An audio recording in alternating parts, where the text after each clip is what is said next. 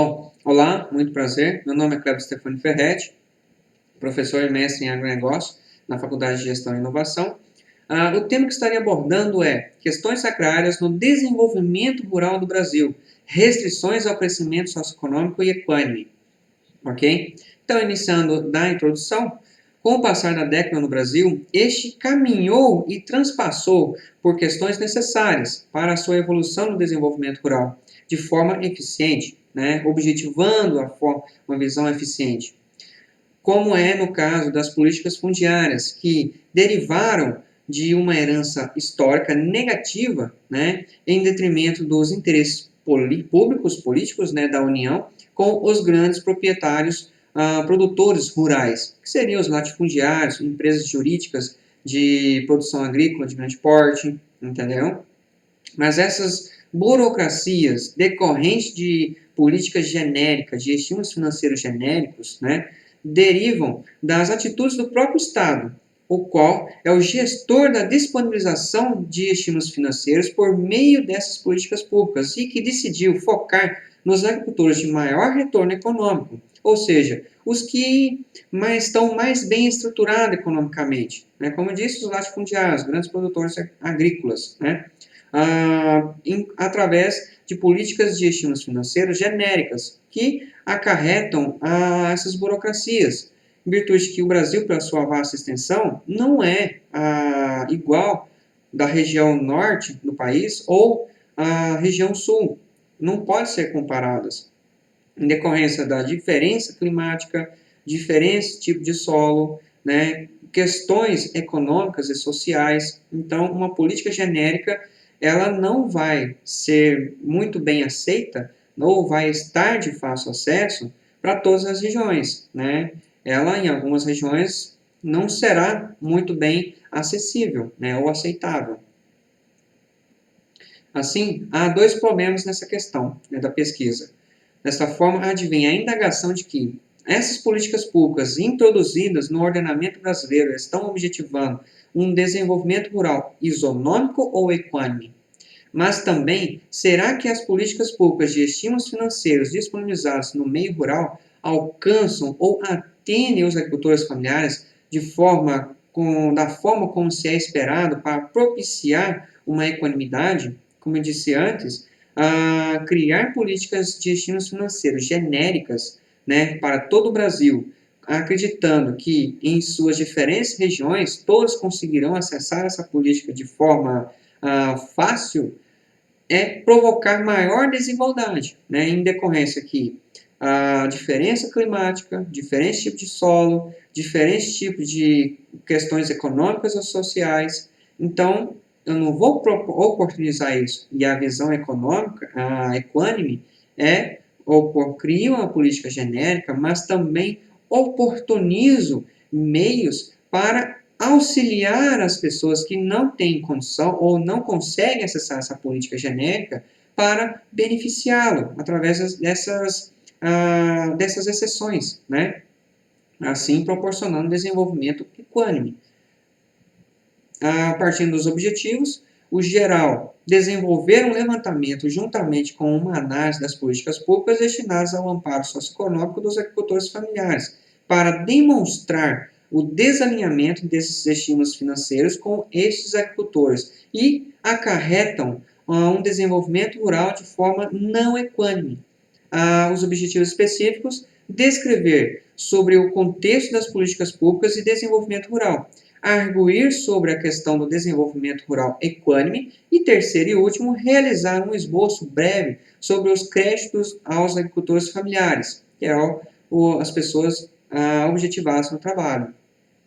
Metodologia será a qualitativa, por haver um levantamento de pesquisas científicas e documentos relacionados, que será em conjunto com o método dialético, que analisa, no caso de normativas, elas nunca estão acabadas, sempre podem ser melhoradas, alteradas, pois conforme o avanço dos anos e da tecnologia, uma política que era aplicada e muito bem elaborada para determinada época, depois de um certo tempo, ela precisa de melhorias. E essa visão do método dialético, a elaboração, readequação, né, para a atualidade. Tal embasamento também deriva de normativas, né, as principais como Lei da Agricultura Familiar, Lei de Política Agrícola, em conjunto com o embasamento científico de pesquisadores, como os principais aqui, Balém, 2015, Kageyama, 2004, Neves, Neto, 2013, né, Schneider, 2010, entre outros, foram utilizados. Partindo, então, dos resultados em discussão, primeiro objetivo específico, né, políticas públicas e desenvolvimento rural. Políticas públicas compreendem, portanto, um elemento de ações e procedimentos que visam a resolução pacífica de conflitos em torno da alocação de bens e recursos públicos e seus estímulos financeiros disponibilizados aos agricultores ao meio rural, né? Sendo que os personagens envolvidos nestes conflitos são denominados atores políticos, né? Que seriam esses atores políticos?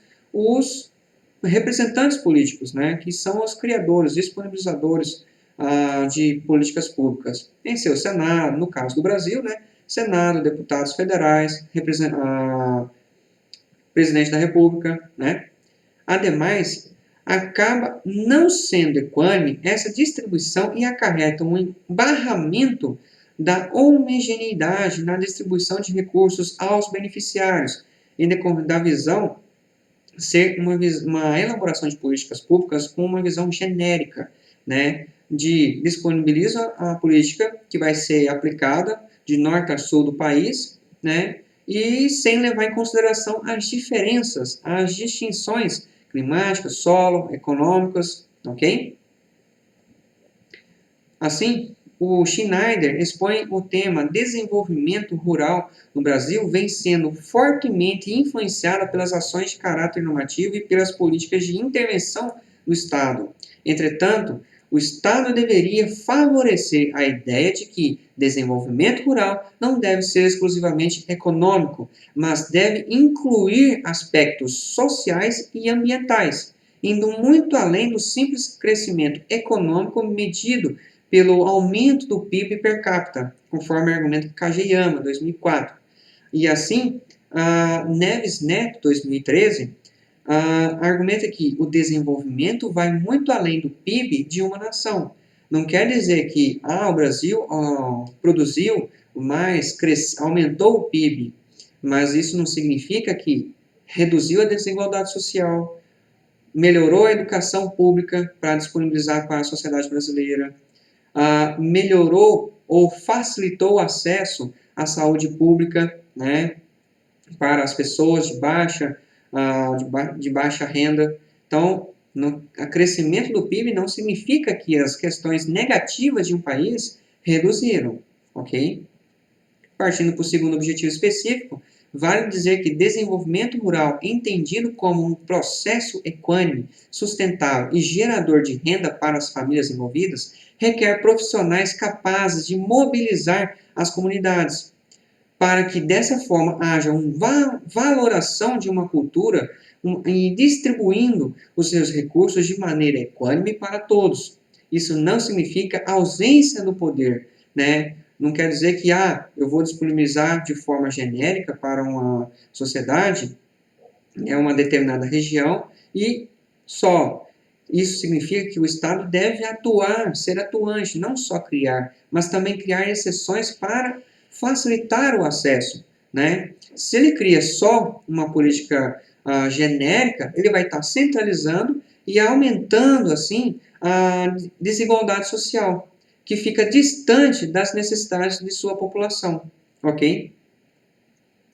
Passando, assim, para o terceiro e último objetivo específico, Santos argumenta que fica evidente a contradição existente nessas políticas públicas de créditos, o que descarta a possibilidade de a agricultura familiar acessar esses recursos, sem dizer que há, na prática, baixíssimo potencial para gerar impactos positivos na atuação dos danos ambientais, né, que vem sendo a questão de proteção das questões ambientais. Para tanto, precisamos conhecer e entender os constrangimentos e as capacidades dos atores e organizações que participam de sua execução e formulação dessas políticas públicas de estímulos financeiros.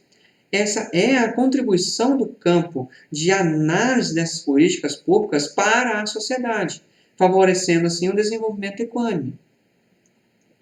Assim, indo em caminho oposto ao que o Estado deveria seguir, ou seja, ele favorece a assimetria, a disparidade, com políticas genéricas burocráticas que não facilitam o acesso e não atendem a todos os agricultores familiares, né, que aumenta essa desigualdade socioeconômica dos brasileiros por meio de estímulos financeiros e políticas para alguns, né, que não estão alinhados. Assim, tanto esse governo quanto o próximo que for vir necessitam superar alguns desafios e adotar políticas diferenciadas para que possam realizar a reforma agrária que de forma compensatória, que não seja de forma compensatória, mas sim como uma política de desenvolvimento territorial.